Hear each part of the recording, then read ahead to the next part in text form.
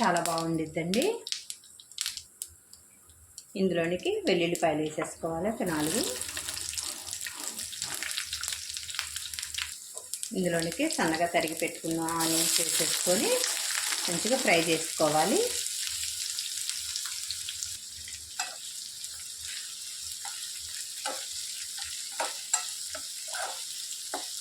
ఉల్లిపాయలు అనేవి మంచిగా ఫ్రై అయిన దాకా వేయించుకోవాలి.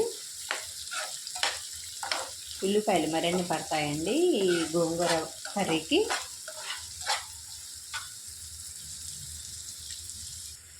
హాఫ్ టేబుల్ స్పూన్ జీలకర్ర వేసుకోవాలి.